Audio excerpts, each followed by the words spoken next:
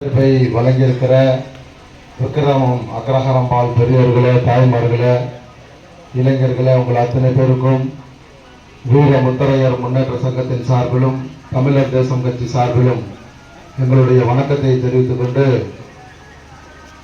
வீர முத்தரையர் முன்னேற்ற சங்கமா தமிழகம் முழுக்க இருக்கக்கூடிய இந்த முத்தரையர் மக்களை அடையாளப்படுத்தினோம். அதற்கடுத்து இந்த மக்களுக்கான பாதுகாப்பை உறுதி செய்தோம்.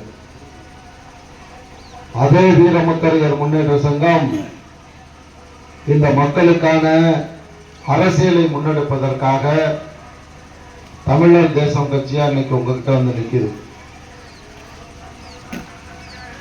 பேரரசர் பெரும்பிடுகு முத்தரையருடைய 1350வது பிறந்த நாளை கொண்டாடி முடித்திருக்கிறோம். நாடாண்ட சமூகம், 1000 கால வரலாறு கொண்ட சமூகம் நீங்களும் நானும் பிறந்த இந்த முத்தரையர் சமூகம். மக்கள் தொகை அடிப்படையில் பார்த்தோம்னா 1,25,00,000 பேர் தமிழகம் முழுக்க வாழுகிறோம். அதுல 80 to 90 லட்சம் பேர் வாக்களிக்க தகுதியுடையவர்களாக இருக்கிறோம். இந்த 80 to 90 லட்சம் பேர் வாக்களிக்க தகுதியுடையவராக இருந்தும் கூட இந்த சமூகத்தினுடைய நிலை இன்னும் மாறாமல் இருப்பது வேதனையிலும் வேதனை. வண்டியர் சமூக மக்கள் சின்னதா ஒரு ஆத்துல வெள்ளம் அடிச்சிருக்கும் போது சின்னதா ஒரு துடுப்பு கிடைச்சிச்சுன்னா அதை எப்படி பிடித்துக் கொள்வார்களோ அதே போல பாட்டாளி மக்கள் கட்சியை பிடித்துக் கொண்டார்கள்.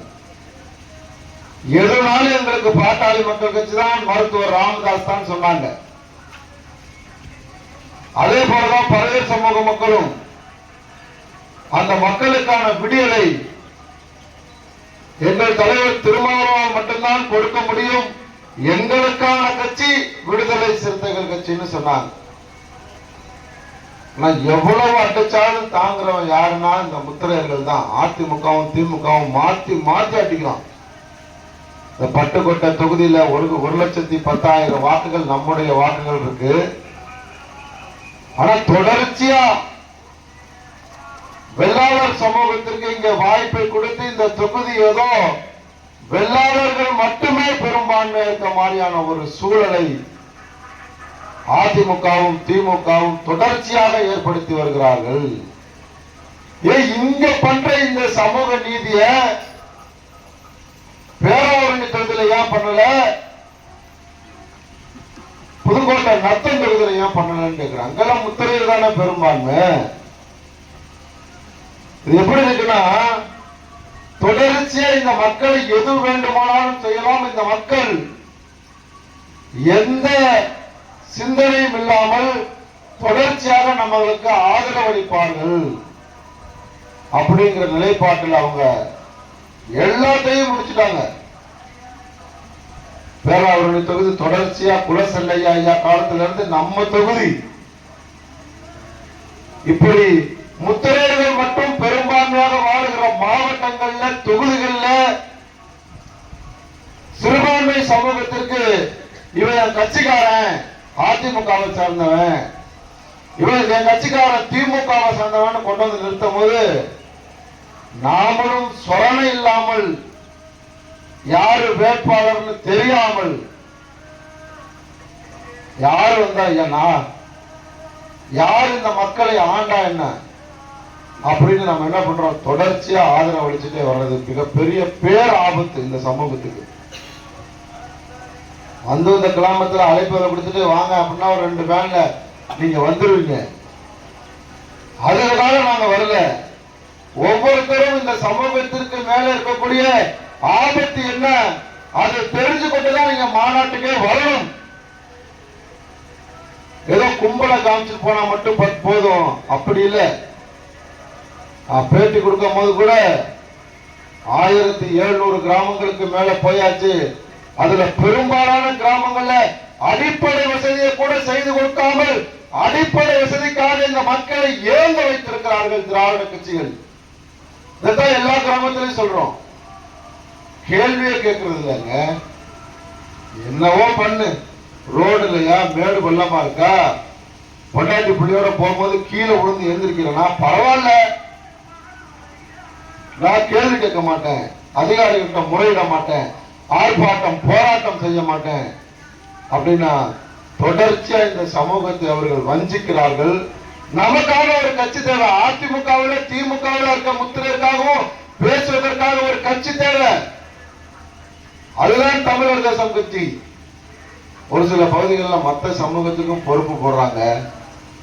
ஆனா எல்லா சமூகத்துக்குமானது. அதுல பெரும்பான்மையா முத்தரையர் சமூக மக்களை நாம பொறுப்பு கொடுத்து வச்சிருக்கிறோம். இன்னும் நிறைய ஒன்றியங்கள்ல பட்டியலினத்தில் இருக்கக்கூடிய மக்களை நாம ஒன்றிய பொறுப்பு வரைக்குமே போட்டு வச்சிருக்கிறோம். வேலை புரிஞ்சுக்கணும். நமக்கு எப்ப எவ்வளவு பெரிய பேராபத்து இருக்கு, நாம ஏன் இந்த மாநாட்டில் கலந்துக்கணும்? யாரெல்லாம் தமிழகத்தில் பெரும் கூட்டத்தை கூட்டுகிறார்களோ அவர்களை பார்த்து மட்டும்தான் திமுகவும் அதிமுகவும் பயப்படுகிறது. அவர்களுடைய கோரிக்கைகள் நிறைவேற்றப்படுகிறது. அவர்களை கூட்டணியில வைத்துக் கொண்டு சட்டமன்ற பாராளுமன்ற உள்ளாட்சி பிரதிநிதியாக அதிமுகவும் திமுகவும் ஆக்குகிறார்கள். அப்ப கேள்வி கேட்க ஆள் இல்லாம இருந்தது. இப்ப வந்துட்டோம். எல்லா கிராமங்களையும் ஒரு பெரியவர் வந்து என் கையை பிடிச்சிட்டு இப்போ எப்படியாவது சட்டமன்ற உறுப்பினர் ஆயிருங்க அப்படின்ட்டு போறார். என்ன வேலை பார்க்குறீங்கன்னா, நான் விவசாயிங்கிறார். கடைக்கோடியில் இருக்கக்கூடிய விவசாயிக்கு கூட நாம தான் இந்த சமூகத்திற்காக களமாடுகிறோங்கிறது தெரியும். அப்ப எல்லாத்துக்குமே தெரியும். சாதாரண கடைக்கோடியில் இருக்க விவசாயிக்கு கூட தெரியுது. செல்ல பயன்படுத்துறது இல்ல அவரு, வாட்ஸ்அப் பேஸ்புக் பார்க்கறது இல்ல அவரு. ஆனாலும் கூட இந்த சமூகம் அரசியலில் முன்னேற வேண்டும் என்று நினைக்கிறார். செல்ல வச்சுக்கிட்டு தினந்தோறும் பார்க்கிற நாம நடிக்கிறோம். நிறைய கிராமங்களுக்கு போகும்போது வாங்க பக்கத்துல கூட வர்றதில்லை. நாங்க என்ன தீண்டத்தகாதவர்களா? பக்கத்துல இருந்து ஒரு புகைப்படம் இருக்க கூட தயக்கம். இப்படியே தயங்கி தயங்கி நாம நின்று சொன்னா தயங்கி தயங்கி வீட்டிலேயே முடங்க வேண்டியிருக்கும். அந்த இடம் கூட உங்களுக்கு சொந்தம். ஏன்னா அரசியல் எல்லாத்தையும் அழிக்க போகுது. முத்தரையர் பெரும்பான்மைங்கிற சொல்லே அழிக்க போகுது.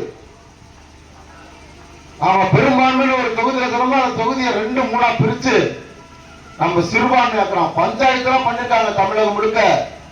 நாம எந்த பஞ்சாயத்துல பெரும்பான்மை சொல்றோமோ அந்த வார்த்தை வருகிற போது அந்த பஞ்சாயத்து 2-3 கூறு போட்டு நம்மளை பலகீனப்படுத்தி பெரும்பான்மையை சிதைக்கிறார்கள். தொகுதி மட்டும் அந்த மாதிரி ஆகாதா? நாங்க வந்துட்டோம். வீரமுத்தரையர் முன்னேற்ற சங்கம், தமிழக சங்கம் வந்துட்டோம். அது மாதிரி தொகுதி எல்லாம் கூறு போட்டான்னு சொன்னா அவனை கூறு போட்டுருவேன். நான் விட மாட்டோம். எம்எல்ஏ அவரது எம்பி அவரதெல்லாம் அப்புறம் தூக்கி கடாச்சிட்டு போயிட்டே இருப்பான். யாரை வேண்டுமானாலும் இந்த மக்களுக்காக எதிர்க்க துணிந்தவர்கள், எதிர்க்க துணிந்த தம்பிகளை உருவாக்கி வச்சிருக்கிற தமிழ்நாடு முழுக்க ஆர்ப்பாட்டம் நாங்க போஸ்ட் அடிச்சா ஆர்ப்பாட்டம் நடக்க விடுறதில்லை. அதிகாரிகள் தடுக்கிறாங்கன்னு நினைச்சாங்க. ஐயா சாமின்னு திரைமறைவில் வந்து என்ன செஞ்சு கொடுக்கணும்? அது உள்ளாட்சி பிரதிநிதியா இருந்தாலும் சரி, யாரா இருந்தாலும் சரி, அரசு ஊழியர்கள் என்ன செஞ்சு கொடுக்கணும்? ரோடு உடனே ஜேசிபி விட்டு நிறவுறான். உடனே 50 லட்ச ரூபா 40 லட்ச ரூபா சாங்ஷன் பண்றான் எல்லா மாவட்டங்களையும். இங்க இருக்கக்கூடிய தம்பிகள் மக்கள் பிரச்சனை எடுத்து போராடுறது இல்ல. இங்க இருக்கக்கூடிய பொறுப்பாளருக்கு சொல்றதுதான், அரசியலுக்காக வேலை செய்யாதீங்க, மக்களுக்காக வேலை செய்யுங்க. அது அரசியல் ஆகும்.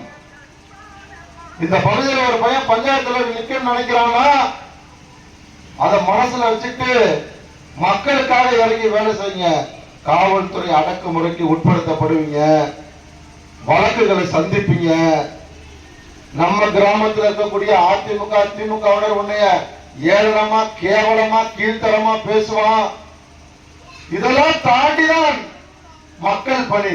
இது இல்லாம எப்படி ஓனோட இவ்வளவு கும்பல் வந்துருமா? இதோட இந்த கிராமத்துக்கு எத்தனாவது தடவை வந்திருக்கேன்னு எனக்கு தெரியல. கல்யாணம், காது குத்து, மாநாட்டுக்கான அழைப்புன்னு எத்தனை முறை வந்திருக்கேன்னு எனக்கு தெரியாது. அப்ப தொடர்ச்சியா நாம இயங்கும் போதுதான் எதிர்ப்புகள்லாம் காணல் நீரா போகும், மறைந்து போகும். எதுவுமே எனக்கு கஷ்டம் வரக்கூடாது, அதிகாரிகளை பகச்சிக்க கூடாது, அரசியல்வாதிகளை பகச்சிக்க கூடாதுன்னா நீ ஒரு நல்ல குடும்பஸ்தனா, நல்ல கணவனா, நல்ல அப்பனா மட்டும்தான் வீட்டுல இருக்க முடியும். ஒரு நல்ல சமூக சேவகனா வரவே முடியாது, வரவே முடியாது. 42 வழக்கு. எனக்கு பொண்டாட்டி பிள்ளை அம்மா இல்லையா? எத்தனை வழக்கு இருக்குன்னு என் அம்மாவுக்கு தெரியாது, எத்தனை வழக்கு இருக்குன்னு என் மனைவிக்கு தெரியாது. இதெல்லாம் நாங்க என்ன ஏதாவது கட்ட பஞ்சாயத்து பண்ணி நில அபகரிப்பு பண்ணி எவனையாவது ஆள் கடத்தல் பண்ணி பணம் பறிச்சது வந்த வழக்கா?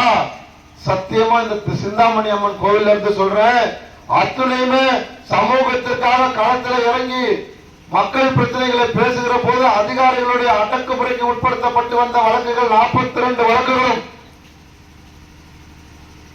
பொறுப்பாளர்கள் அதை முதல்ல புரிஞ்சுக்கணும். ஏதோ வந்தமா ஏற்பாடு பண்ணோம், சாமியை கும்பிட்டோம், சால்வையை போட்டோம், இதுவெல்லாம் அரசியல். இதுக்காக நான் வரல, உங்ககிட்ட சால்வை வாங்க நான் வரல, உங்களுடைய மரியாதையை பெற வரல. நீங்கள் மக்கள் சேவகனா இருக்கணும். இது ஒரு பெரும்பான்மையான சமூகம். அந்த சமூகத்துக்காக நீங்க களத்துல இறங்கி போராடணும், ஆர்ப்பாட்டம் போராட்டம் செய்யணும். அதுக்காக தான் நான் வந்திருக்கேன். அதை வலியுறுத்தி தான் இப்ப மாநாடு நடத்துறோம். 5 லட்சம் பேர் வந்தாச்சுன்னு சொன்னா காலர் தூக்கி விட்டுக்குவான். எப்படி தென்னகம்பை திரளும் வளையர் வாழ்வுரிமை மாநாட்டுல மாநாடு முடிச்சாச்சு. அடுத்த நாள் ஒரு தம்பி பேசுறான், மிகப்பெரிய பொறுப்பு வருவாய்த்துறையில. என்ன எது நடந்துச்சோ இல்லையோ, வளையன்னா எங்களை கேவலமா பார்த்தானா, இப்ப சட்டையை தூக்கி விட்டு நான் வளையன்னு சொல்ற கெத்த உருவாக்கிட்டு போனீங்கன்னா உங்களுக்கு கோடான கோடி நன்றி நான் சொன்னான். இந்த மாநாட்டுக்கு என்ன பண்ணணும்னு கேட்கிறான். அவனுக்கு சம்பளமே 1 லட்சம் 1.5 லட்சம் இருக்கும். என்ன நாங்க செய்யணும், அரசு ஊழியர்கள் இருக்கும், உங்களுக்கு என்ன நாங்க செய்யணும்னு கேட்கலாம். மதுரை மண்ணுக்கு போகும்போது நம்ம ஆளுங்க கேட்டது, மதுரையில போய் இந்த சாதியை அசிங்கப்படுத்தினால அங்கெல்லாம் நம்ம ஆளுங்க இல்லைன்னா. களத்தில் இருக்க எனக்கு தெரியும், ராமநாதபுரத்துல, மதுரையில, விருதுநகர்ல, தேனியில, திண்டுக்கல்ல எத்தனை கிராமத்தில் முத்திரையர்கள் வாழ்கிறார்கள் எனக்கு தெரியும். நான் போயிருக்கேன் களப்பணியில, நான் எல்லாத்தையும் பார்த்து வச்சிருக்கேன். அதுல ஒரு சில பேர் சொன்னா திருச்சியில இருக்க ஒரு சங்கம் போவான் திரும்பி வரமாட்டான்னா, அங்கேயே முடிச்சிருவாங்கன்னா. இன்னும் இருக்கும் பாருங்க, இன்னும் ஒரு 50 வருஷத்துக்கு இந்த சமுதாயத்துக்காக நான் வேலை செய்வேன். இந்த சமுதாயத்துக்காக எவனை வேணாலும் எதிர்ப்பேன். ஆள் பார்க்க மாட்டேன், சமுதாயத்தை மட்டும்தான் பார்ப்பேன். எதிரி யாரா இருந்தாலும் சரி, இந்த சமூகத்துக்கு எதிராக நின்னு சொன்னா உனக்கு எதிராக நான் நிற்பேன் களத்துல. அதுதான் உண்மையான சமூக அமைப்பு. தேர்தல் நேரத்தில் வேலை செய்யறவன் சமூக அமைப்பு கிடையாது. கோடி கோடியா பணம் வச்சுக்கிட்டு இந்த சமூகத்துக்கு வேலை செய்யாம இருக்கிறது இல்ல அமைப்பு. எப்போதும் தேர்தல் வருதோ வரலையோ இந்த மக்களுக்காக தொடர்ச்சியா இந்த மக்கள் பணியாற்றுகிற தம்பிகளை தமிழ்நாடு முழுக்க உருவாக்கி இருக்க கட்டமைப்பு பில்டிங் ரொம்ப ஸ்ட்ராங்கா இருக்கு. எதுவுமே பண்ண முடியாது.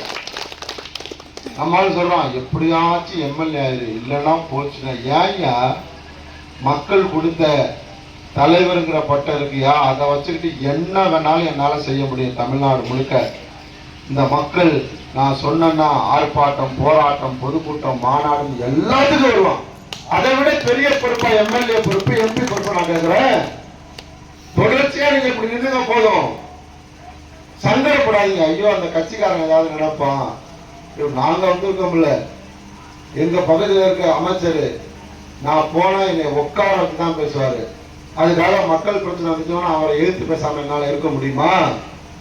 யாரா இருந்தா என்ன, வழக்கம் வேறு, சமூகம் வேறு, சமூகம் சார்ந்த பிரச்சனை வேறு. அவர் என்னை சங்கடமா நினைப்பாரு, தப்பா நினைப்பாரு. நினைக்கிட்டியா எல்லாத்துக்கும் நல்லவனா இருக்கணும்னா அவன் தான் மிகப்பெரிய அயோக்கியன். ஊர்ல இருக்க எல்லாத்துக்குமே நல்லவனா இருக்கணும் அப்படின்னு நீங்க இருக்க பெரிய மனுஷன் நினைச்சாருன்னா அவரை மாதிரி ஒரு ஐயக்கம் உலகத்திலே கிடையாது. நியாயம்னா நியாயம், அதாவது அம்பலக்காரன் நியாயத்தை சொல்லணும்னா அம்பலக்காரன். 2 சைடுமே பார்த்து நேரு சீரா பேசுறவன் அவன் தப்பான ஆளு. அவன் அரசியல் பண்றான்னு அர்த்தம், தப்பான அரசியல். நியாயத்தின் பக்கம் நிக்கணும், பாதிக்கப்பட்டவன் பக்கம் நிக்கணும். அதுதான் உண்மையான அம்மாக்காரனுக்கு எடுத்துக்காட்டு. அதனால இந்த மாநாடு வெற்றி மாநாடு அமையாது, எந்த மாற்று கருத்தும் இல்ல, மாற்றமும் இல்ல. ஜனவரி 25 மாநாட்டுக்கு பேரு முத்தரையர்களின் அரசியல் அதிகாரம் மீட்க போறேன், மீட்கதான் போறேன். கேட்டாங்க என்னன்னா, ஒரே ஒரு எம்எல்ஏ கடைசியா முடிச்ச பேட்டிய நியூஸ் 7ல ஒரே ஒரு எம்எல்ஏ உள்ள கட்டணும் வச்சுங்களேன். அடுத்த சட்டமன்றத்துல 5 எம்எல்ஏ. அதிகெல்லாம் நான் ஆசைப்பட மாட்டேன். நம்ம சொல்லுவோம் 10 கேளு, ஸ்டாலின் சிரிச்சிருவாரு என்னை பார்த்து. 15 கேளு, எடப்பாடி நக்கலா சிரிச்சிருவாரு. ஐயோ இவன் என்னடா பைத்தியம் முடிச்சவனுக்கு 15 சீட்டு கேட்கிறான். தகுதி என்ன? இன்னும் வேலை செய்ய வேண்டியது நிறைய இருக்கு. இன்னும் இந்த மக்களை மாற்ற வேண்டியது நிறைய இருக்கு. மாற்றம் இந்த சமூகத்தில் இன்னும் நிறைய வரணும். 500 குடும்பம் இருக்குன்னா அந்த ஊர்ல 1000 பேர் என்னைக்கு வந்து சமூக தலைவர் வந்து காரில் நிக்கிறானோ, கட்சியை மறந்துட்டு குடும்பத்தை தவிர்த்துட்டு வந்து நிக்கிறான் பாரு சாதிக்காக, நல்லதுக்கே வரல. நான் வந்து சும்மா பேசிட்டு தான் போறேன். அதுக்கே தயங்கி வந்தீங்கன்னா இந்த ஏரியாவோட எம்எல்ஏ எடுத்து ஆர்ப்பாட்டம் எதுக்கு? ரோடு இல்லைன்னு. எத்தனை பேர் வருவ? அப்பாவுக்கு உடம்பு சரியில்லை, அம்மாவுக்கு உடம்பு சரியில்லை, வயல்ல தண்ணி பாய்ஞ்சிட்டு இருக்கு, எங்களுக்கு தான் வேலை இருக்கு, எங்களுக்கு வேலை இல்லையா? வீட்டில் இருக்க மாடை பூரா கொடுத்துட்டு விவசாயம் பண்ண வேண்டிய 6 ஏக்கர் இடத்த எங்க அண்ணனை நட்டுக்கிறான்னு சொல்லிட்டு விவசாயத்தை விரும்பி ஆசையோடு செய்யறவன், விவசாயத்தை பார்க்கிற ஆள் இல்ல, விவசாயம் செய்கிறவன். நானே எல்லா வேலையும் செய்வேன். அது எல்லாத்தையும் விட்டுட்டு தானே வந்து நிக்கிறோம். நீங்க உங்க வீட்டுல இருந்து வர மாட்டீங்க. நாங்க வீட்டுல இருந்து கிளம்பி தமிழ்நாடு முழுக்க, இது 12வது மாவட்டம் நினைக்கிறேன். இத கூட நீங்க செய்யலன்னா ஆண்ட சாதி அடிமை சாதியா தான் இருக்கும். ஒரு படத்துல ஒரு பாட்டு வரும், இந்த பாட்டு அத்தனையுமே நமக்கு பொருந்து வாருங்க. இது எந்த படம்னே எனக்கு தெரியல. நான் உட்கார்ந்து ஒரு நாள் பார்க்கும்போது இந்த பாட்டு ஓடிச்சு. அரசனா ஆண்டவங்க அரிசிக்காக நிக்கிறாங்க, மன்னரா வாழ்ந்தவங்க மன்னனுக்காக நிக்கிறாங்க. எந்த படம்னு எனக்கு தெரியல. அப்படியே இந்த வரிகள் இந்த முத்தரையர் சமூகத்துக்கு அப்பட்டமாக பொருந்தும். இதை மாற்றணும். இதுக்காக தான் இந்த மாநாட்டை கையில் எடுத்திருக்கோம். இது ஏதோ முதல் மாநாடுன்னு நினைச்சுக்காதீங்க. திருச்சியில ஒரு மாநாடு, மதுரையில் ஒரு மாநாடு, இது எங்களுடைய 3வது மாநில மாநாடு. அதனால தொடர்ச்சியா நீங்க ஆதரவு கொடுக்கணும். அந்த மாநாட்டில் இப்ப எப்படி நின்னீங்க தாய்மார்கள், இளைஞர்கள், பெரியவர்கள், கிராம பெரியவர்கள், ஊர் தலைவர்கள் உட்பட மாநாட்டிலே கலந்து கொள்ளணும். என்னுடைய சமுதாய கடமை. நான் கலந்து கொள்வேன். கட்சியை தூக்கி போடுற அதிமுக திமுக என்ன பொறுப்பு கொடுத்து வச்சிருக்கான்? கிளை செயலாளர் ஓட்ட பொறுக்கிறதுக்கு கொடுத்து வச்சிருக்கான். அக்கா தங்கச்சின்னு ஓட்ட பொறுக்கி கொடுக்கிறதுக்காக கொடுக்கப்பட்ட மிக உயர்ந்த பதவி அதிமுகவிலும் திமுகவிலும் கிளை செயலாளர் பதவியா? அதை தாண்டி நீ குடியா? நான் கட்சியை கலைச்சிடறேன். மாவட்ட ஒன்றிய செயலாளர் கொடு, சேர்மன் கொடு, வைஸ் சேர்மன் கொடு. நான் பெரும்பான்மை இருக்க பஞ்சாயத்து தலைவர், ஒன்றிய கவுன்சிலர், மாவட்ட கவுன்சிலர் கூடியா? நான் எதுக்கே கட்டணும்? விலை மதிக்க முடியாத ஓட்டை மட்டும் வாங்கிட்டு என்ன குடிசையில் இருந்தவன் குடிசையிலே இருக்கணும். அதை கூட செய்யறதில்லை. அரசாங்கத்தினோட மானியத்துடன் கூடிய வீடை கூட கொடுக்கறது இல்லை. அரசாங்கத்தினுடைய ஆடு மாடுகள், இலவச ஆடு மாடுகளை கொடுக்கறது இல்லை. ஒரு ஒதுக்கப்பட்ட புறந்தள்ளப்பட்ட கவனிப்பாரற்ற ஒரு சமூகமா மாறி இருக்கு. இதை மாற்றணுங்கிற ஒரு பெரும் முயற்சி இந்த மாநாடு தமிழகத்தினுடைய மைய பகுதியில் நடக்குது. நாம எல்லாரும் கலந்துக்கிட்டு நமக்கான அரசியல் அதிகாரத்தை மீட்டெடுக்க உங்களை அழைத்து இந்த நிகழ்வை ஏற்பாடு செய்த தம்பி விவேக்கு மற்றும் கட்சியினுடைய பொறுப்பாளர்கள், இந்த நிகழ்விலே கலந்து கொண்ட கிராம பெரியோர்கள், தாய்மார்கள், இளைஞர்கள் என அத்துணை பேருக்குமே வீர முத்தரையர் முன்னேற்ற சங்கத்தின் சார்பிலும் தமிழர் தேசம் கட்சி சார்பிலும் நெஞ்சம் நிறைந்த நன்றியை தெரிவித்துக் கொண்டு விடைபெறுகிறேன். நன்றி.